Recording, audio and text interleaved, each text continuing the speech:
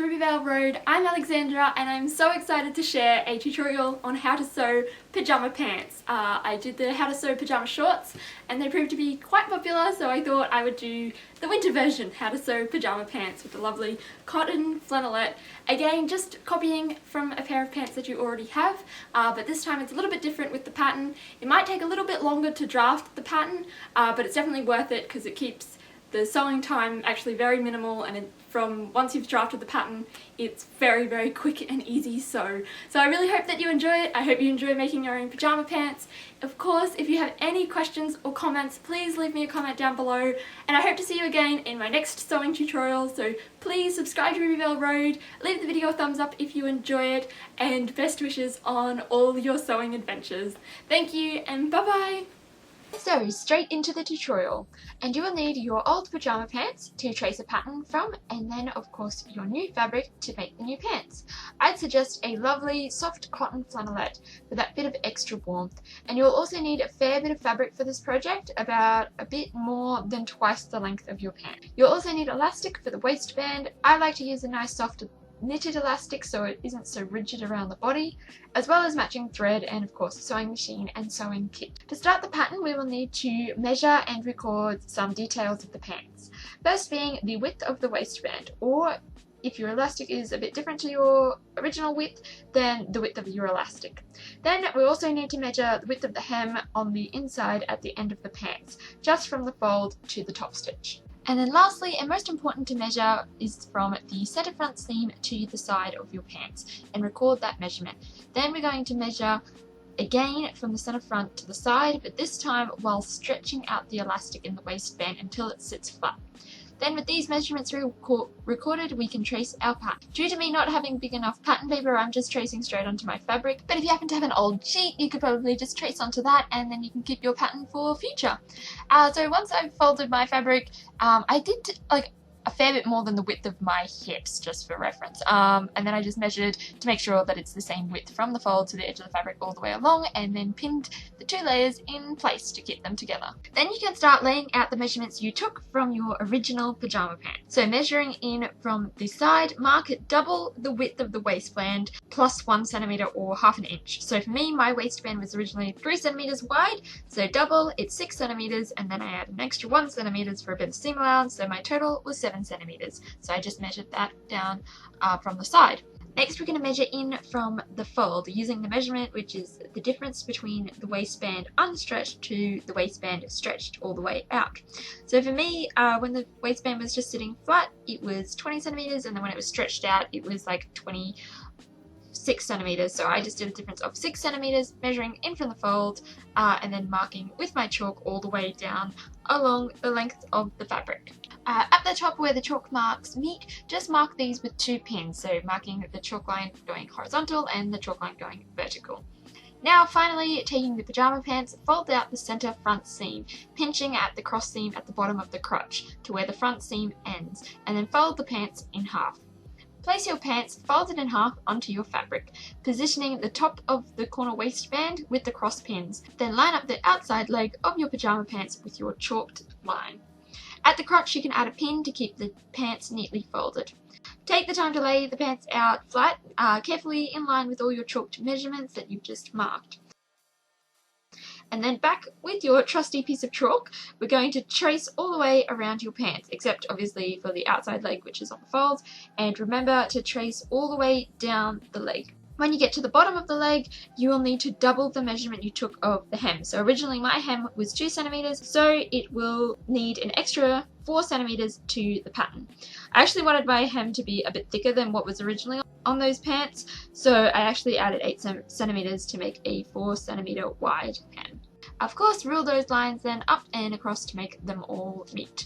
Then also add some pins across to where the original leg of the pants ended, so that you can use this when you trace the back of the pant. With the pants finally fully traced around, the next very important step is to add seam allowance. So along the inside leg and center front seam, add an extra 1.5 centimeters or 5/8 of an inch, with the seam allowance. You won't need to add this at the hem or the waistband or along the fold because it's already been added.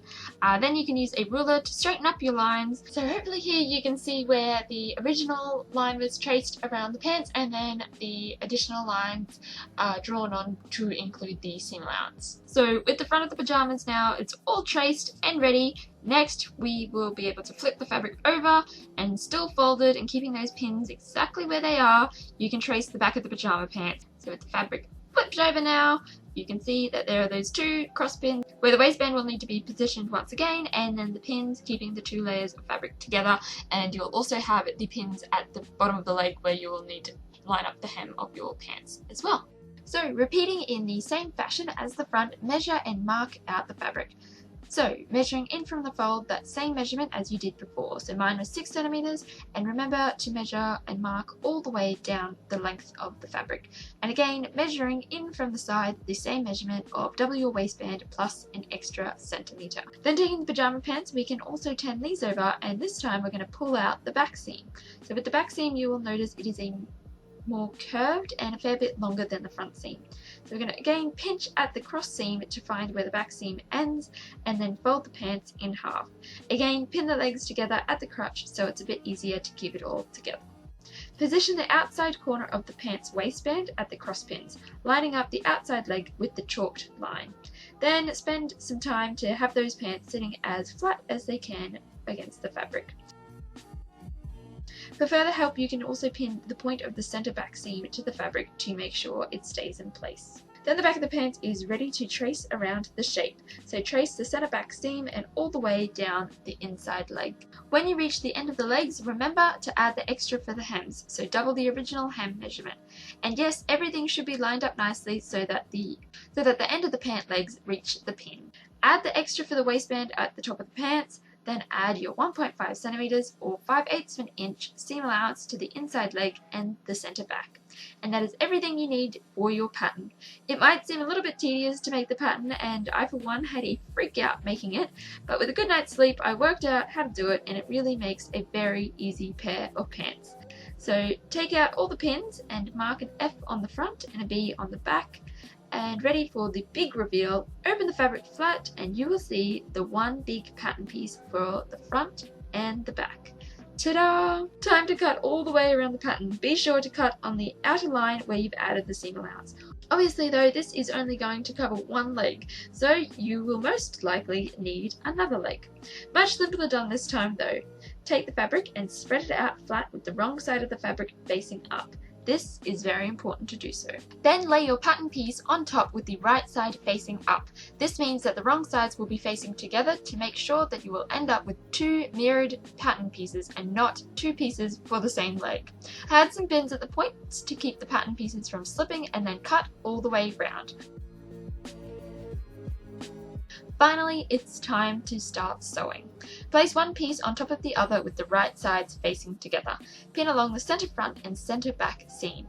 Stitch the pieces together, remembering to keep to your seam allowance. Now you can finally see it starting to resemble a pair of pants. Once sewn, remember to also open the seams and press them flat with an iron and finish the raw edges. I just did a zigzag stitch to be super easy. The zigzag stitch just helps to prevent the seam from fraying. Now you're just going to need to sew a big long seam to join the inside seam of the legs together. So just pinning at the crotch, so making sure that the center front and the center back line up nice and neatly together, just pin that in place. Here you will also notice that the back sits a lot higher than the front. That's not any sort of wrongdoing or discrepancy. That is how it's supposed to be. Obviously, as we noted before, that the back is a lot longer than the front, just a bit around your backside, of course. So then we're going to pin, starting from the crotch all the way down to the bottom of the legs on each side. So then stitch those seams together with your 1.5 centimeter seam allowance. Then to neaten off those raw edges on the inside, just do a little zigzag stitch down the edge of each side. Then you can turn the fabric out the right way and you can see that they're even more so resembling a pair of pants. We are on the right track. And next we can finally start sewing the waistband. So what we're going to do to sew a really nice neat waistband is to fold under 1 centimeter and then fold down the width of the elastic. So as you know from previous, I added 7 centimeters extra for my waistband, so that means I fold under the 1 centimeter and then I fold over the 3 centimeters, and that will make a beautiful casing for the elastic. And also make sure that you leave a gap in your waistband, so just at the center back leave a 5 centimeter gap unstitched, so that will be the opening where we can thread the elastic through. So leaving that gap, then go on to pin all the way around the rest of the waistband. Then stitching the waistband in place. So like in my case it was the 3 centimeters on my plate, and then I just stitched as close as I can to the edge of the waistband. Now time for a little bit of shameless self-promo. Here I am wearing the linen wrap skirt that I made from a previous sewing tutorial, and I absolutely love this skirt, so I would highly recommend. Now we're going to just measure around our waist with our tape measure, and we're going to then subtract 2 inches from that measurement to cut the right length for our elastic. And then taking a safety pin, I'd suggest a nice big whopping safety pin, we're going to thread the elastic through the waistband. So just thread. It is quite tedious, this part, but I do promise you that it should come out the other end. Just keep going and be sure not to lose the end that doesn't have a safety pin, so maybe hold on to that as you thread the other end through.